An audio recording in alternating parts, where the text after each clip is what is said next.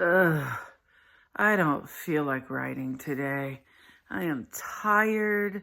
I am dragging. I don't feel well. And that time change messes me up every year.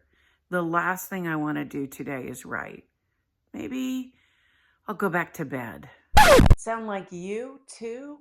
Well, stick around because I've got something to say about that.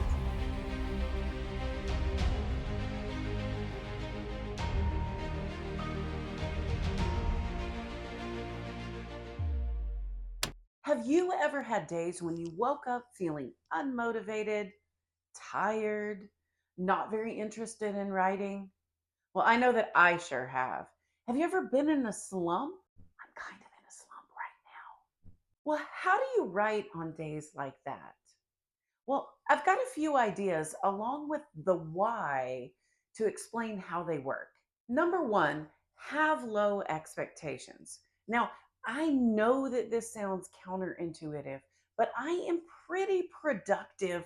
And this is one of the secrets that has helped me with that is that something is better than nothing. And if my expectations are too high, I tend to do nothing. And so, on these days when you're really struggling to be motivated, have a really low bar. Now, you know, here with the right method that I advocate writing 500 words a day. But if it's a super tough day, write 100 words or even 50 words. Again, something is better than nothing. And if it's a really difficult writing day, that is a win. And the reason that this works is because what you are doing is you are keeping a placeholder for the writing habit. On these days, on the tired, fatigued, hardly can get anything out kind of days, it's not really about what you write, and it's definitely not about how much you write. It is about the fact that you write. And so by keeping that placeholder habit, the next day you come back and you show up to write. And maybe you have a string of unmotivated days, but one day you will come back and that motivation will be higher. And you will have shown up to write because you've kept that placeholder habit. So, again, even if you only write 50 words, write anyway. There is something important about showing up to write something. My second strategy for writing on those unmotivated days is don't do anything else first. You know, often when we aren't feeling very motivated, that's when we'll tell ourselves, well, I'm just going to enjoy one cup of coffee and I'll just scroll on my phone for a few minutes and I'll just do this other little thing that needs to be done, and we'll kind of piddle with slow things that don't really matter. That doesn't work. And here's the why. If you do those things first, then they tend to expand and take more time, especially when you're not motivated to do anything anyway. But if you write first, you've done it. It's done. Even if it's only for 5 minutes, even if it's only that 50 words, you've done it. You have written. Also, there's something mentally that happens there is that if you are trying to establish a writing habit, but you haven't done your writing yet and it's your writing time, mentally you will say to yourself, oh, I should really be writing. Oh, but I really think I just want to sit here. Or, oh, I should be writing, but I'm feeling really tired. And you'll have this mental battle going on that drains even more of your energy and takes even more of your motivation. So instead of even engaging in that, instead of even slipping into those time wasters, just write first. Then go enjoy scrolling, go enjoy doing that thing, go enjoy whatever it is that you need to do to ease into the day. But at that point, you're doing it without any of those shoulds going off in your head. My third strategy for writing on unmotivated days is to write something easy. Why is writing something easy more helpful? Well, obviously it's easier, but Here's the reason that it works. If you are trying to tackle something difficult in your manuscript, you will have more resistance to writing because it's hard, because maybe it requires a lot more thought, or it requires figuring out a problem, or it just requires more. You want something super easy on these unmotivated days, again, so you can just get started with as little resistance to writing as possible. This is where the strategy of having a journal really helps.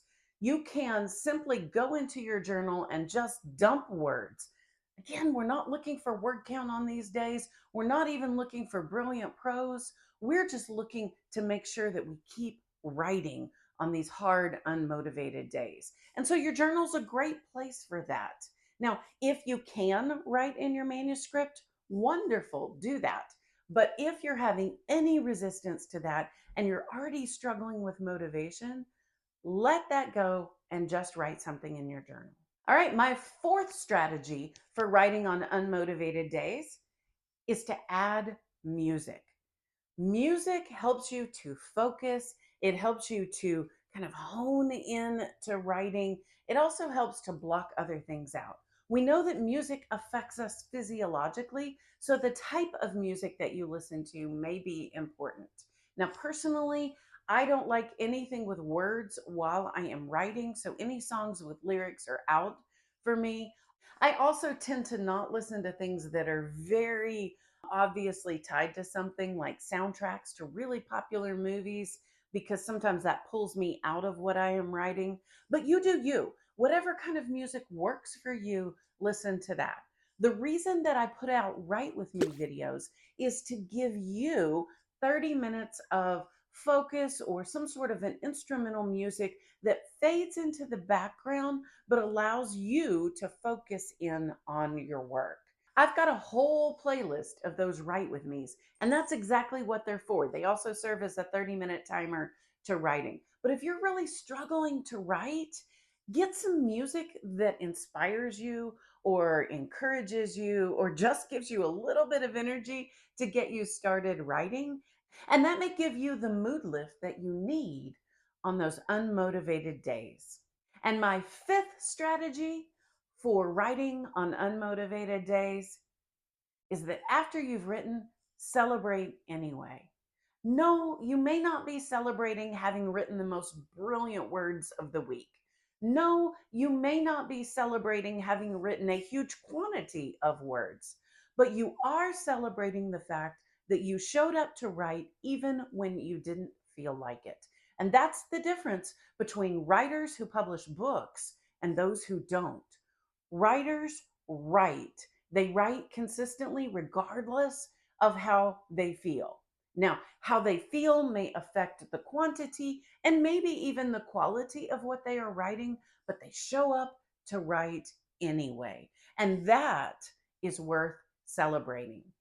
So celebrate the victory of actually writing. Celebrate calling yourself a writer. Don't let the negative self talk bring you down. Often, what we will do is we will start to beat ourselves up because we haven't written enough or we haven't written good enough. And that is counterproductive to long term writing. And besides that, I think writing should be fun. And that is certainly counterproductive to anything fun. Instead, let your self talk be kind to yourself. Let your self talk tell you, I showed up today. I didn't feel like it, but I did it anyway.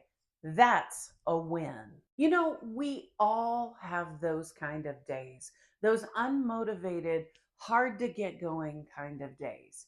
Every single writer has those kind of days. So you're in good company. In fact, you're in company with all of the writers that you admire and respect because they have those days too. You know, sometimes you just wake up with allergies or the flu or not feeling well. Sometimes you've had a disrupted night of sleep and you're not at your best. Sometimes life throws you curveballs and it's really difficult to have enough left over to write. especially for those of us that are busy people that are writing in the margins of our lives. So, on those days, if you can write anything at all, that's a win. And a secret that I have found is that often, if I will just sit down and write something, I actually can get to that 500 words. Not every time, and I don't expect it of myself every time. I allow myself the break of not writing 500 words on really tough days. But just by sitting down and starting, they happen a lot less. So there you have it. Those are my tips for writing on unmotivated days. Number one, set a low expectation and keep the placeholder habit of writing. Number two, do it before you do anything else and avoid procrastination. Number three, write something easy, literally anything. Four, add music to lift your mood and help you focus. And number five, celebrate writing anyway. Keep negative self talk at bay, not helpful. So here's the point of this video. Writers write anyway, even when they're not motivated to write, even when they're not feeling like it. By writing on those hard days, they prove to themselves that they are dedicated to doing this. This is about the point that those wannabe writers give up. It is why so many people want to write a book and so few actually do. Well, if you have the ambition of writing a book, then these simple strategies will help you on those days when you really don't feel like it. You can count on having those days, but you can also overcome them with simple strategies to just get you started.